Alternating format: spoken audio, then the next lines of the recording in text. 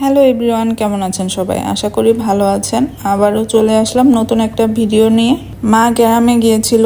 মা একা যায়নি, ছোট ভাই বাবা সবাই গিয়েছিল। তারাই গ্রাম থেকে আসার সময় এগুলো নিয়ে এসেছে। তারা সকালে গিয়েছিল, 2 ঘন্টা থেকে আবার চলে এসেছে। খুব বেশি থাকেনি, আর এগুলো নিয়ে এসেছে। এনেছে হলো কাঁচা আম, গাছের করল্লা। আমাদের বাড়িতে কে গাছ বুনেছে সেই দিয়েছে করল্লা। তারপর মিষ্টি কুমড়া, বাঙ্গি বা চিনাই, এগুলোকে তো আমরা চিনাই বলি, আপনারা কি বলেন? আমরা গোলগুলোকে বাঙ্গি বলি, আর এই লম্বাগুলোকে চিনাই বলি। তারপর কাঁচা কাঁঠাল, মিষ্টি।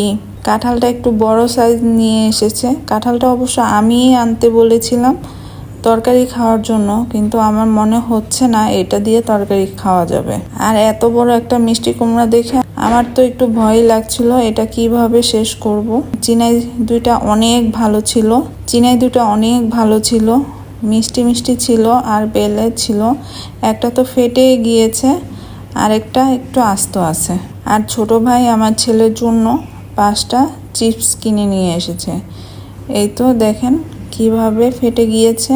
এই টাইপের চিনাইগুলো খেতে কিন্তু অনেক টেস্টি হয়। কে কে এই টাইপের চিনাই পছন্দ করেন বলেন তো?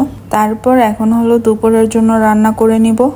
রান্না করব হলো কচুর শাক। বেশি কিছু রান্না করব না, কিছু খাবার ফ্রিজে আছে, আর এই টাটকা টাটকা কচুর শাকটা রান্না করব। ইলিশ মাছের মাথা দিয়ে কচুর শাক, সাথে কিছু মাছও দিব, খুব বেশি না। আমাদের বাসায় ইলিশ মাছের মাথা দিয়ে কচু শাকটা খুবই পছন্দ করে। গ্রামে থাকতে আমার শ্বশুরবাড়ির মানুষদেরও দেখতাম খুবই পছন্দ করত। তারা তো বাড়ির পাশেই কচু বুনে রাখতো, বড় বড় কচু হয়ে থাকতো।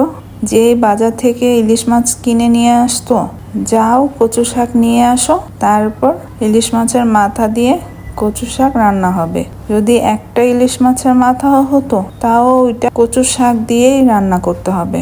এত পাগল ছিল আমার শ্বশুরবাড়ির মানুষ কচুর শাকের। কিন্তু সেটা অবশ্যই ইলিশ মাছের মাথা দিয়ে রান্না করতে হবে, না হলে তাদের মুখে ওইটা আবার টেস্টি হবে না।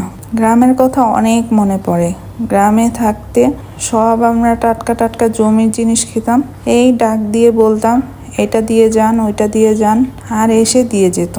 দিয়ে যান মানে মাংনা খেতাম না, কিনেই খেতাম। কিন্তু ক্ষেত থেকে কিনে খেতাম, বাজার থেকে খুব একটা সবজি আনতে হতো না বর্ষার দিন ছাড়া।